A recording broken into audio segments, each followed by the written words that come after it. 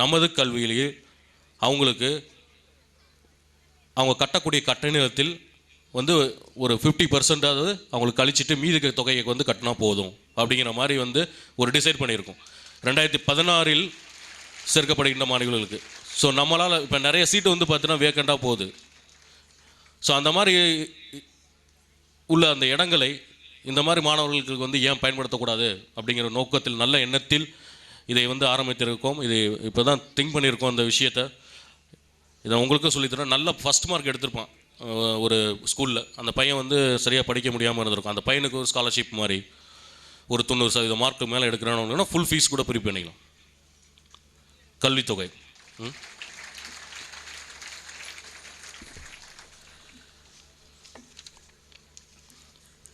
கடந்த ஓராண்டில் நமது கல்லூரியில் நடந்த முக்கியமான நிகழ்வுகளை உங்கள் முன் வைக்கிறேன். முதலாம் ஆண்டு மாணவர்களுக்கு எங்கள் பெரிய பிரச்சனை என்னென்னா, ஃபஸ்ட்டு இயரில் வந்து சேருவாங்க பசங்க 230 பேர் சேர்ந்தாங்க. ஃபஸ்ட்டு செமஸ்டரில் 30 பேர் போயிட்டாங்க, ரெண்டாவது செமஸ்டரில் 25 பேர் போயிட்டாங்க. இதுக்கு என்ன காரணம் அப்படின்னு ஆராய்ச்சி பார்க்கும்போது பார்த்திங்கன்னா, அவங்களுக்கு வந்து முதல் வந்து பயம். இங்கே வராங்க 10th வந்து ஒரு வருஷமாக படிச்சிருப்பாங்க ஒரு சப்ஜெக்டை. பாலிடெக்னிக் கல்லூரிக்கு வரக்கூடிய மாணவர்கள் மிகவும் குறைந்த மதிப்பெண்கள் பெற்ற மாணவர்கள் தான் இங்கே கல்லூரிக்கு வராங்க. ஆமாவா இல்லையா? ரொம்ப கம்மியான இருக்கும். ஸோ இவங்கள வந்து இது வந்து பெரிய டாஸ்க்கு. இவங்களெல்லாம் கொண்டு வரது எங்களுக்கு பெரிய டாஸ்க்கு. ப்ளஸ் அவங்கள இருக்க வைக்கிறதும் அவங்களுக்குள்ள ஒரு கான்ஃபிடென்ட் கொண்டு வரணும், அவங்கள ஒரு மோட்டிவேட் பண்ணணும் அப்படிங்கிறதுக்காக நம்ம ஃபஸ்ட் இயருக்கு வந்து மோட்டிவேஷன் கிளாஸ் ஒன்று பண்ணோம். அவங்களுக்கு பொறுமையாக இருங்க, படிங்க, இதெல்லாம் ஒரு ரொம்ப ஈஸி, இந்த மாதிரி விஷயத்தெல்லாம் அவங்கள்ட்ட சொல்லி.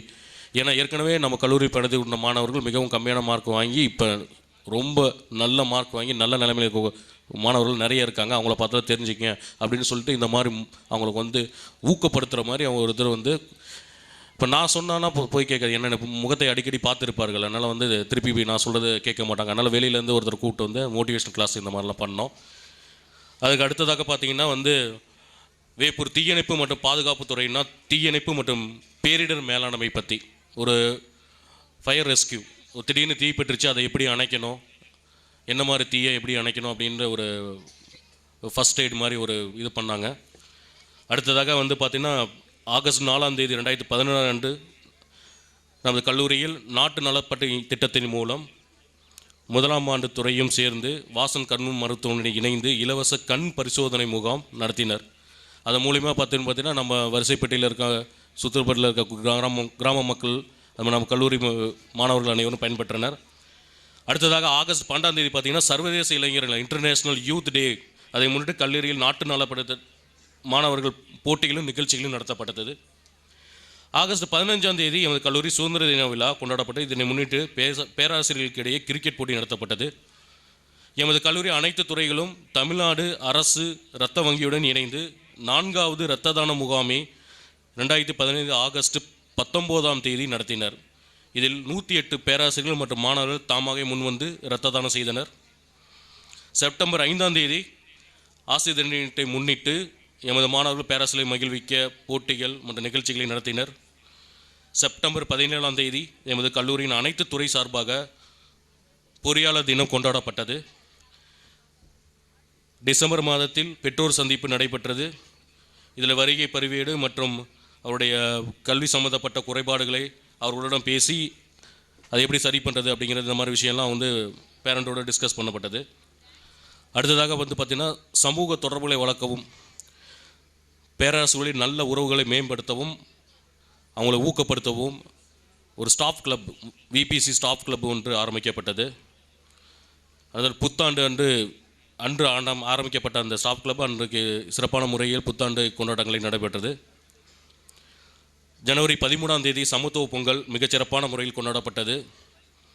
கல்லூரி அனைத்து மாணவர்கள் மற்றும் பேராசிரியர்கள் மற்றும் நிர்வாகத்தினர் என அனைவரும் பாரம்பரிய உடை அணிந்து வந்து பொங்கல் விழாவை மிகவும் சிறப்பாக கொண்டாடினர். ஜனவரி 21 குடியரசு தின விழா சிறப்பாக கொண்டாடப்பட்டது. பிப்ரவரி 6 4ஆம் ஆண்டு விளையாட்டு விழா அனைத்து பேராசிரியர்கள் மற்றும் மாணவர்களின் முழு ஈடுபாடும் முழு ஒத்துழைப்புடன் நடைபெற்றது. அதன் பச்சைமலையில் உள்ள விசுகுடி நீர்த்தேக்க பகுதியில் கடந்த பிப்ரவரி 11 சிறப்பு சர்வே முகாம் நடைபெற்றது. வருகின்ற 18ஆம் தேதி முதல் 24ஆம் தேதி வரை நாட்டு நலப்பட்ட சிறப்பு முகாம் வரிசைப்பட்டு மற்றும் கீழமாத்தூர் ஆகிய கிராமங்களில் நடத்தப்பட திட்டமிடப்பட்டுள்ளது. எமது கல்லூரியின் வரதாஸ் வைபவ் என்கிற கலை விழா மற்றும் ஆண்டு விழா கல்லூரி மைதானத்தில் நடைபெற்று வருகிறது. மற்றும் நமது கல்லூரியில் continuous ambient air quality monitoring station, இது வந்து தமிழ்நாடு மாசு கட்டுப்பாட்டு துறையின் சார்பாக ஒரு எக்யூப்மெண்ட் வந்து இங்கே செட் பண்ண போகிறோம். ஸோ அது மூலயமா என்ன அப்படின்னா, இங்கே மொத்தம் வந்து தமிழ்நாட்டில் 24 மாவட்டத்தில் தான் அது எக்யூப்மெண்ட் செட் பண்ணி காற்றுல வந்து எவ்வளோ மாசு கலந்துருக்கு அப்படின்னு வந்து செக் பண்ண போகிறாங்க. அது அரியலூர் மாவட்டத்தில் நிறைய சிம் ஃபேக்ட்ரி இந்த மாதிரி இருக்கிறதுனால நிறைய மாசு தான் ஜாஸ்தியாக இருக்குது அப்படிங்கிறதுக்காக இங்கே இன்ஸ்டால் பண்ணுறாங்க. அதை நம்ம கல்லூரியை தேர்ந்தெடுத்திருக்காங்க. வருகின்ற மாதம் இல்லைன்னா அடுத்த மாதம் வந்து அவங்களோட ஒரு புரிந்துணர்வு ஒப்பந்தம் பண்ண போகிறோம். அது மூலயமா என்ன ஆகும் அப்படின்னா, அதோடைய காஸ்ட் வந்து 1.75 கோடி ரூபாய்.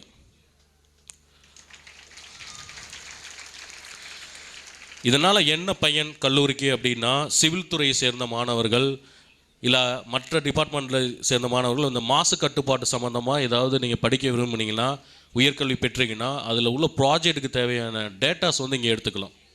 நீங்கள் வந்து ஒரு பிஹெச்டி பண்ணுறீங்க இல்லை மேலே வந்து எம்இ பண்ணிகிட்ருக்கீங்க, முக்கியமாக சிவில் துறையில் பண்ணும்போது அவங்கள இந்த பொல்யூஷன் கண்ட்ரோல் இந்த மாதிரி இதெல்லாம் எடுத்துக்கலாமா.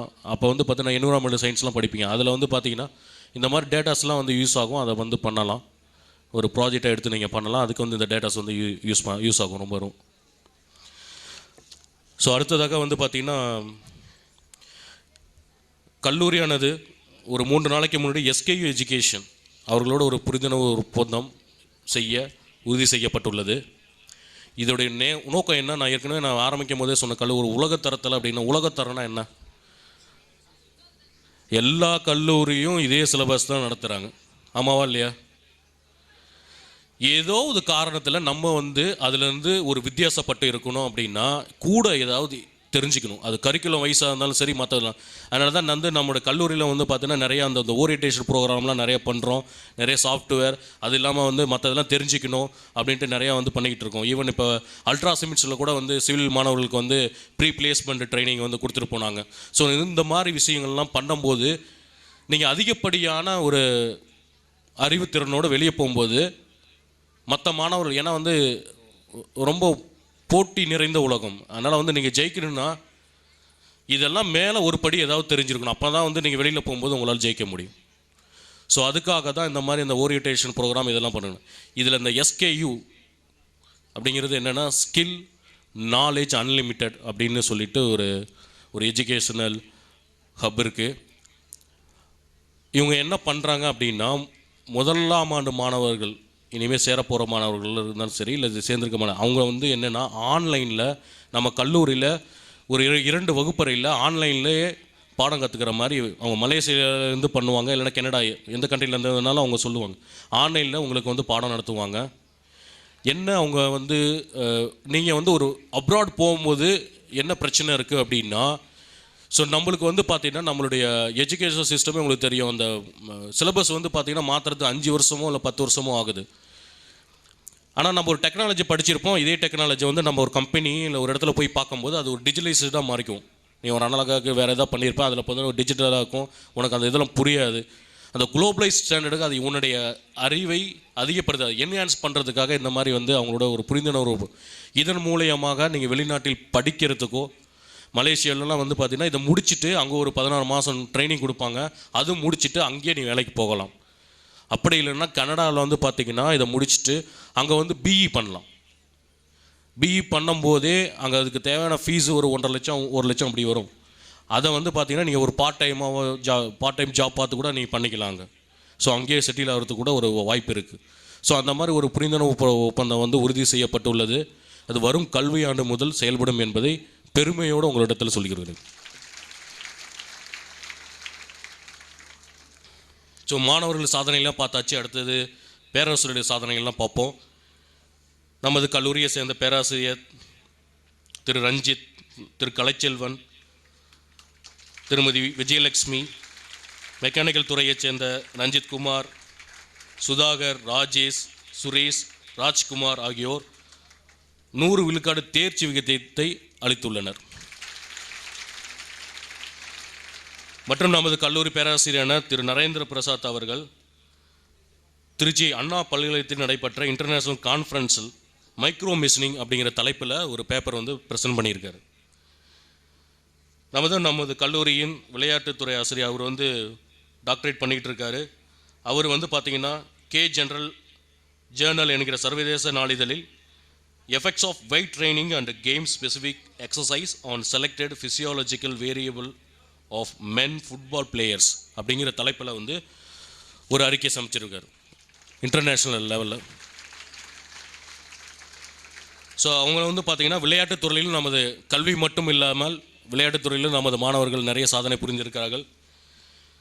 நமது கல்லூரி மாணவர்கள் IPAA அதாவது பாலிடெக்னிக்கு இடையில் நடக்கக்கூடிய தமிழ்நாடு மற்றும் புதுச்சேரி மாநில அளவில் நடைபெற்ற போட்டியில் வட்டெறிதல் முதலிடமும், எரிப்பந்து மற்றும் கால்பந்து போட்டியில் 2ஆம் இடமும் மற்றும் வலைப்பந்து போட்டியில் 4ஆம் இடமும் பெற்று சாதனை படைத்துள்ளனர். நமது கல்லூரி மாணவியான ஐஸ்வர்யா கொங்குநாடு பாலிடெக்னிக் கல்லூரியில் நடைபெற்ற தடகள சங்கத்தால் நடத்தப்பட்ட வட்டெறிதலில் முதலிடத்தை பெற்றுள்ளார். கோச்சிங்க ரொம்ப நாள் கழிச்சு தமிழில் படிக்கிறதுனால கொஞ்சம் தடுமாறுது, எனக்கு படிக்க முடியல. நான் நேற்று இங்கிலீஷ்லேயே சொல்லிட்டேன் ஆனுவல் ரிப்போர்ட்டு.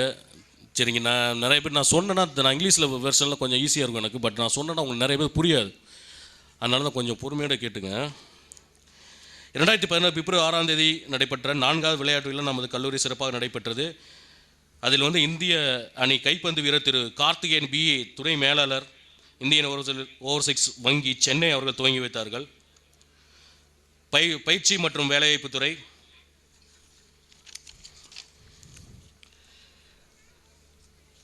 தமிழ்நாடு அறிவியல் மற்றும் தொழில்நுட்ப கழகத்தால் capacity building for industrial needs அப்படிங்கிற தலைப்பில் வந்து பெரம்பலூர் அரசு பாலிடெக்னிக் கல்லூரியில் நடைபெற்றது. ஜூலை 8ஆம் தேதி முதல் 10ஆம் தேதி வரை ஒரு கருத்தரங்கு, அதில் நமது மாணவர்கள் இறுதியாண்டு மாணவர்கள் உற்சாகத்துடன் கலந்து கொண்டனர். ஜூலை 14ஆம் தேதி பேராசிரியர் நரேந்திர பிரசாத் அவர்கள் இறுதியாண்டு மாணவர்களுக்கு ப்ரீ பிளேஸ்மெண்ட் ட்ரைனிங் அவரால் அழைக்கப்பட்டது.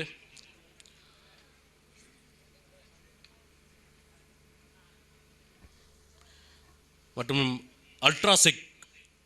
அல்ட்ராடெக் சிமெண்ட்ஸ் அவங்க வந்து பார்த்திங்கன்னா ஒரு ப்ரீ பிளேஸ்மெண்ட் ட்ரைனிங் ப்ரோக்ராம் கொடுத்தாங்க 3 and 4ஆம் தேதி பிப்ரவரி.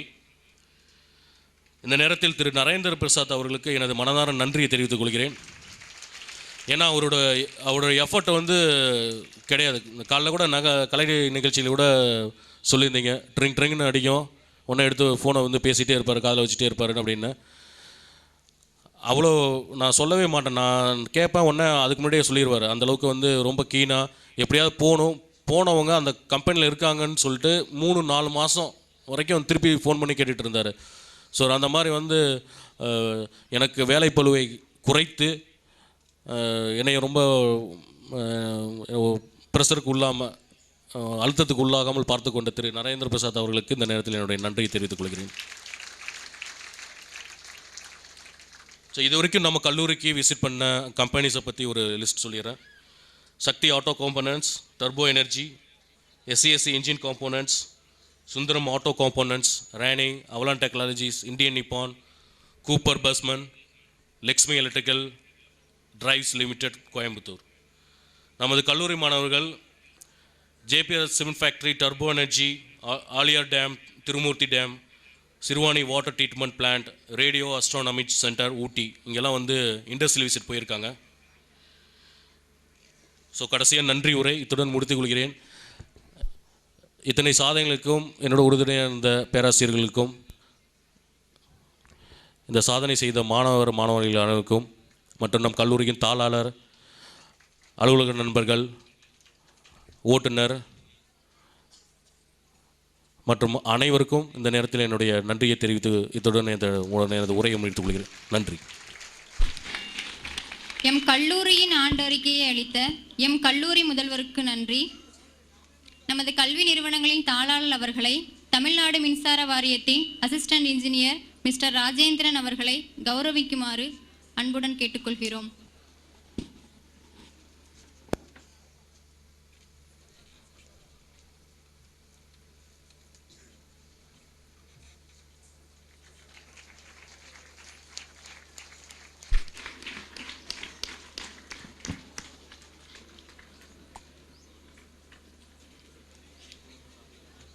Thank you sir.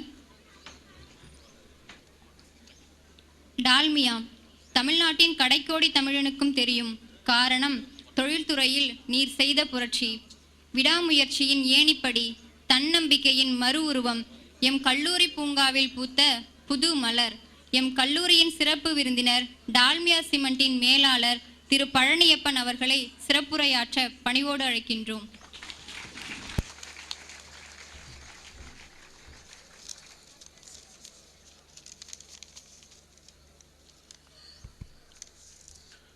மேடையில் வீட்டிற்கும் சிறப்பு விருந்தினர் திரு நெல்லை ஜெயந்தா அவர்களே, மேலும் கல்லூரி தாளாளர் திரு சிவகுமார் அவர்களே, முதல்வர் இளையராஜா மற்றும் மேடையில் அமர்ந்திருக்கும் பெரியவர்கள் அனைவரையும்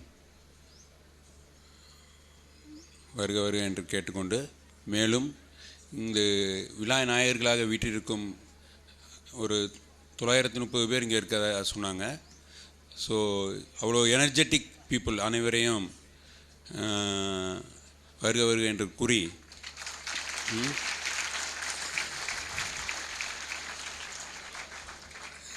எனக்கு என்னை திடீர்னு சிவகுமார் அவர்கள் கூப்பிட்டு நீங்கள் வந்து இந்த ஃபங்க்ஷனுக்கு வாங்க அப்படின்னு சொன்னாங்க.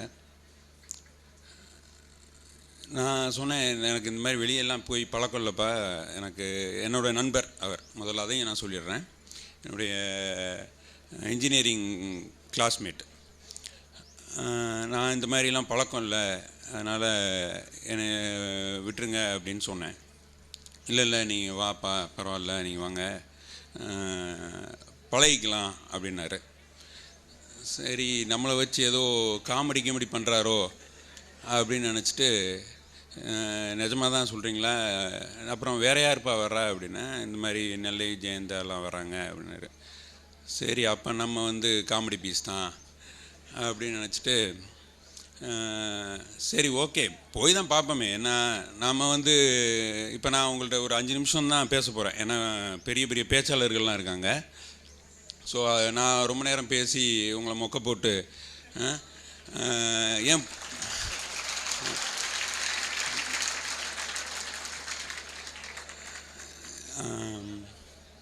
என் பொண்ணு போகிறப்ப சொன்னான், என்னப்பா இது புதுசாக ஏதோலாம் பண்ணிகிட்ருக்க, நீ எங்கோ காலேஜுக்கு போகிறேங்கிற, ஏதோ பேச சொல்கிறேங்கிறார் அந்த அங்கிள், எதுவும் பார்த்துக்க, காலேஜுங்கிற ஸ்கூல்னால் கூட கொஞ்சம் இப்போ டீச்சர்ஸ் கண்ட்ரோல் பண்ணுவாங்க, கல்லுகில் எதுவும் வச்சுருக்க போகிறாங்க பசங்க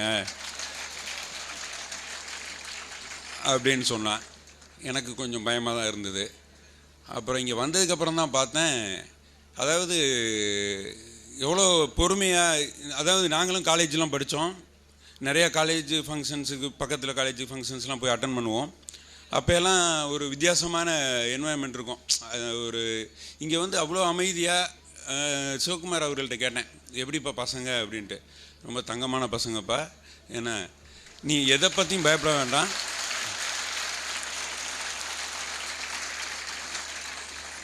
அப்படின்னு சொன்னார். அப்புறம் முதல்வர் இளையராஜா அவர்கள் வந்து இன்ட்ரடியூஸ் பண்ணோன்னே அவரை பார்த்தோன்னே ஒரு யங் சாம்ப் வித் ரொம்ப எனர்ஜெட்டிக்காக பேசினார். அப்போயே எனக்கு தெரிஞ்சு போச்சு how he will guide the entire college அப்படிங்கிறது எனக்கு தெரிஞ்சது. ஸோ இவ்வளவு கான்ஃபிடெண்ட்டாக நான் இதுதான் ஃபஸ்ட் டைம், அதாவது இன்டர்னல் கார்ப்பரேட் லெவலில் நம்ம மீட்டிங்ஸு அங்கே பேசுகிறதுக்கும் வெளியே பேசுகிறதுக்கும் நிறைய டிஃப்ரென்ஸ் இருக்கும். ஸோ இந்த கான்ஃபிடென்ஸை வந்து நெல்லை ஜெயந்தா சார்லாம் வந்து பெரிய லெவலில் பேசக்கூடியவங்க. அவங்க உட்காந்துருக்கும்போது நம்மலாம் இப்போ பேசுகிறோம் அப்படின்னா நீங்கள்லாம் இவங்கெல்லாம் கொடுத்த ஒரு சின்ன தன்னம்பிக்கை தான். ஸோ இப்போ நான் டிஃப்ரெண்ட் டாபிக்ஸில் நீங்கள் நல்லா படிங்க அப்படி இப்படின்னு அட்வைஸ்லாம் பண்ணால் அதெல்லாம் நிறைய பேர் சொல்லிட்டாங்க, என்ன அதெல்லாம் நாங்கள் பார்த்துக்குறோம் அப்படின்னு சொல்லிடுவீங்க. ஸோ இருந்தாலும் இங்கே கூப்பிட்டதுக்கு நான் ஏதாவது 2 வார்த்தை சொல்லி தான் ஆகணும். ஸோ இதை ஏன்னா நம்ம உங்கள் கலோக்கியல் லாங்குவேஜில் உங்கள் லெவலுக்கு வந்து நம்ம சொன்னால் தான் அதை கேட்பாங்க. ஏன்னா நம்ம புதுசாக எதையும் சொல்ல போகிறதில்ல, திருவள்ளுவர் சொல்லாததையோ விவேகானந்தர் சொல்லாததையோ இல்லை ஔவையார் சொல்லாததையோ இல்லை பெரிய பெரிய அறிஞர்கள் சொல்லாதது எதையும் நம்ம இப்போ புதுசாக சொல்ல போகிறதில்ல, எல்லாமே சொல்லி வச்சுட்டாங்க. பட் அதை வந்து ஒவ்வொருத்தவங்க அடுத்து வர்ற ஜென்ரேஷன்ஸுக்கு ஏற்ற புரிகிற மாதிரி அதை ஒரு வேறு ஃபார்மேட்டில் உங்களுக்கு சொல்கிறாங்க. அது இன்றைக்கி லெவலில் வந்து வடிவேலு விவேக் வந்து அதே இதை வந்து எப்படி உங்களுக்கு புரிகிற மாதிரி காமெடியாக சொன்னால் தான் அது எடுபடுது, இல்லைன்னா பஞ்ச் டயலாக் பேச வேண்டியது இருக்குது. ஸோ அப்போ தான் அது வந்து உங்கள் மைண்டுக்கு போகுது. இல்லைன்னா அறம் செய்ய விரும்பு அப்படின்னா சரி ஓகே அதை எழுதிட்டா ஒரு மார்க் போடுவாங்க ஸ்கூலில், அது முடிஞ்சு போச்சு அவ்வளோதான். அதை வந்து வேறு ஃபார்மேட்டில் உங்களுக்குள்ளே கொண்டு போகணுன்னா வேறு மீடியாஸ் வேறு விதமாக அதை சொன்னால் தான். இன்றைக்கி வாட்ஸ்அப்லாம் எடுத்துக்கிட்டிங்கன்னா எக்கச்சக்கமான மெசேஜ் வருது, எவ்வளோ பேர் படிக்கிறோன்னே தெரியாது, ஆனால் ஃபார்வர்ட் பண்ணிடுறோம் எல்லாருக்கும். அப்போ ஸோ அதில் வர்ற விஷயங்களெல்லாம் வந்து ஒரு நாளைக்கு ஒரு 10 மெசேஜ் படிக்கிறீங்கன்னு வச்சுக்குவோம். அதுக்கு மேலே எங்களுக்கு டைம்லாம் இல்லை வாட்ஸ்அப் படிக்கிறதுக்கு, உங்களுக்கு நிறையா டைம் இருக்கும். ஏன்னா எல்லாருமே ஃபோனும் கையுமாக தான் இருக்கீங்க எல்லாருமே. ஸோ அதில் இருக்கிற ஏதாவது 1-2 ஃபாலோ பண்ண ட்ரை பண்ணுங்கள். நிறையா நல்ல விஷயங்கள் வருது. சரி இன்றைக்கி ஒன்று படித்தோம், இதை எதாவது ஃபாலோ பண்ண முடியுமா அப்படிங்கிற மாதிரி ட்ரை பண்ணி அந்த நல்ல பழக்கங்களை ஃபாலோ பண்ண முயற்சி பண்ணுங்கள். அப்புறம் பாலிடெக்னிக் ஆண்டறிக்கையை வாசித்தாங்க, அதில் வந்து 90% கம்மி இல்லாமல் வந்து தேர்ச்சி விகிதம் இன்னும் அந்த போர்டு லெவல்லாம் வாங்கியிருக்கிறது